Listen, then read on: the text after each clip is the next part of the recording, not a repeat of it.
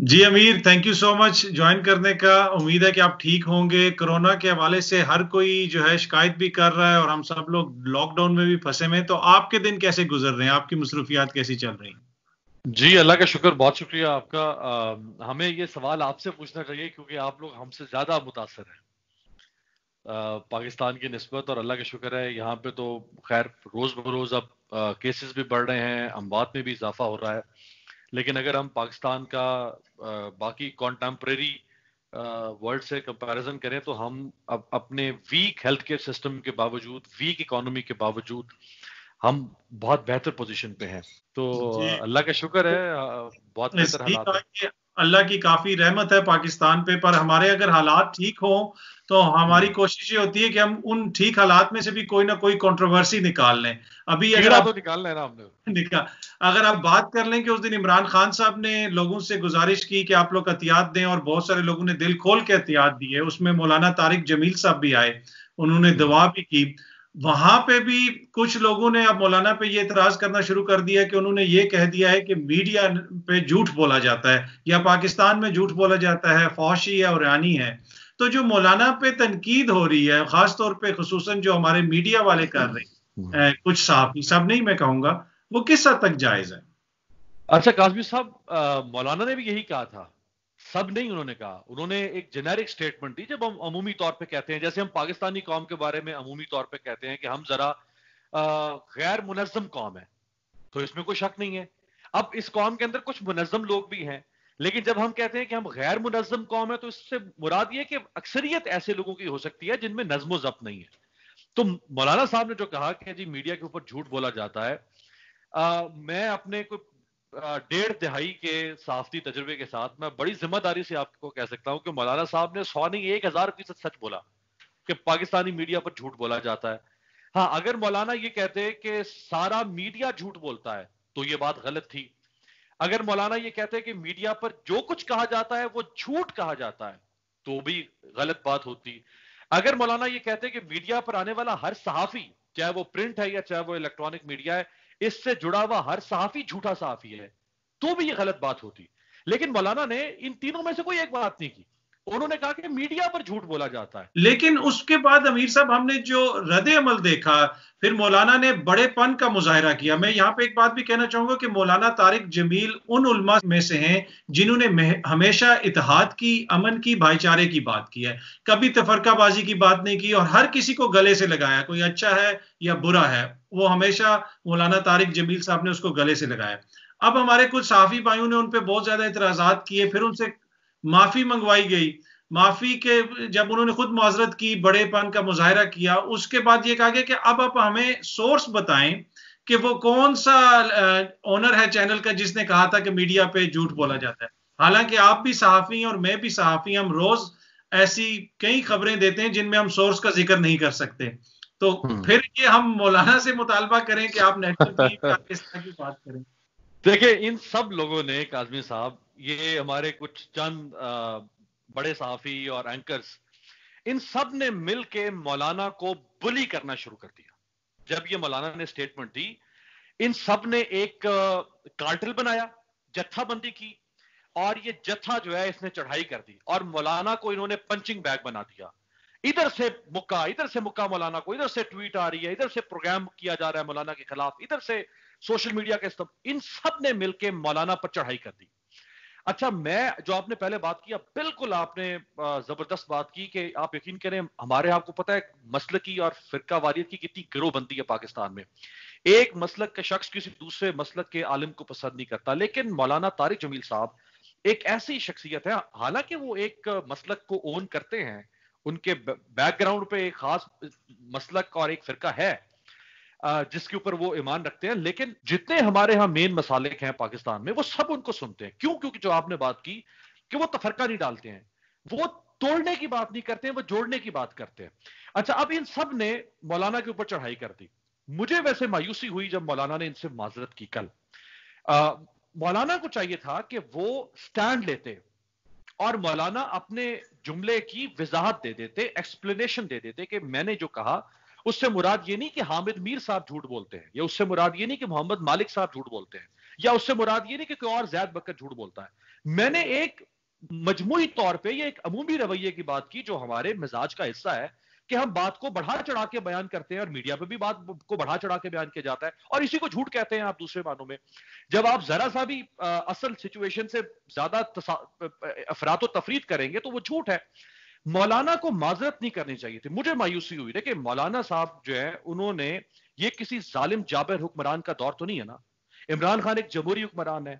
اگر کوئی ظالم جابر حکمران ہوتا اور مولانا اس کے سامنے جھک جاتے اور اپنے الفاظ واپس لے لیتے تو شاید اس میں کوئی حجت یا حکمت ہو سکتی تھی.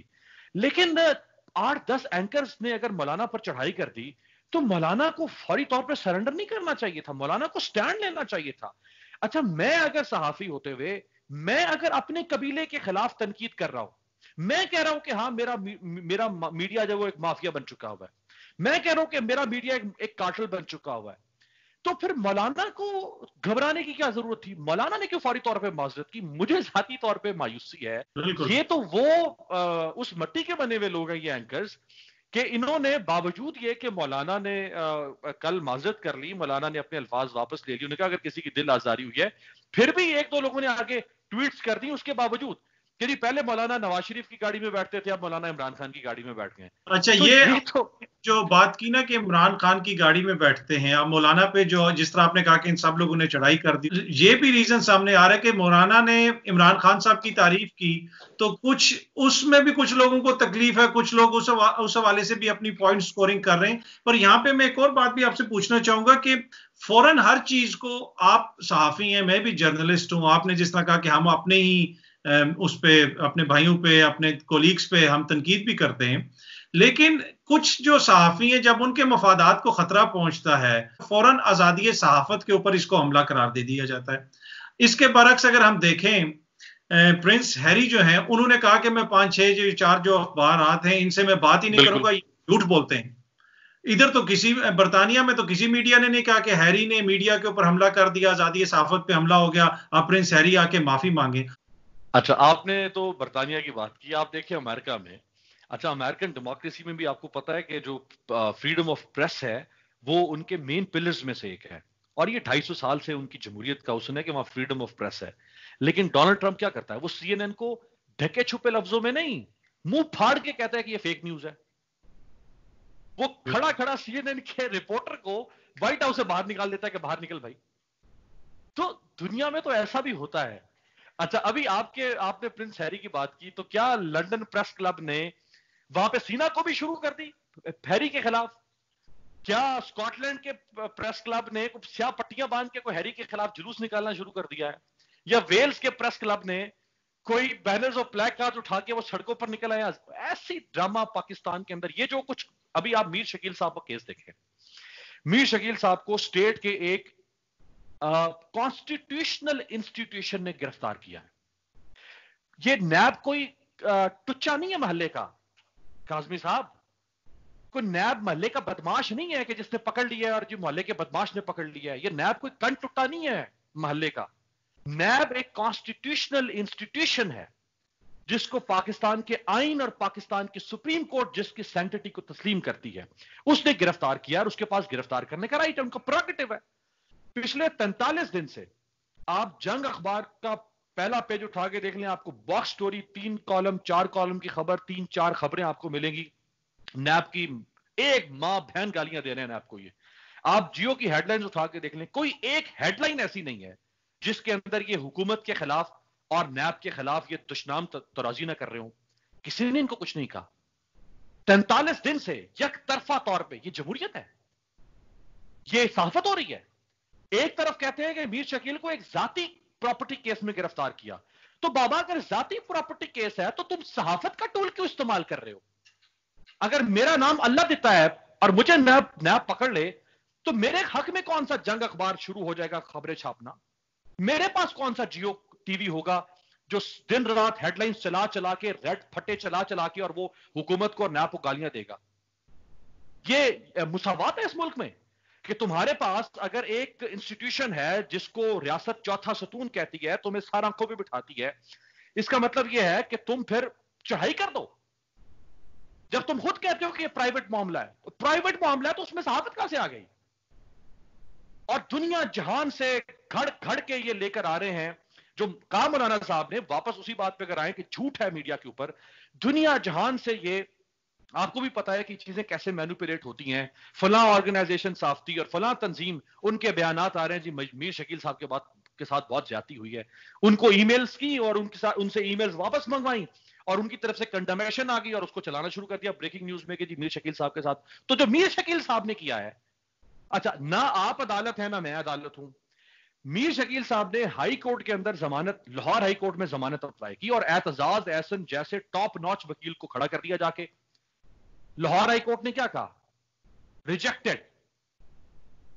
تو اگر غلط کیس تھا، جو 43 دن سے تم پروپیگنڈا کر رہے ہو یک طرفہ ون سائیڈڈ، بھائی نیب کے پاس بھی تو ایک چینل ہونا، پھر نیب کو بھی تو ایک اخبار کھول کے دینا تاکہ نیب بھی تو چینل کا جواب چینل اور اخبار کا جواب اخبار سے دینا.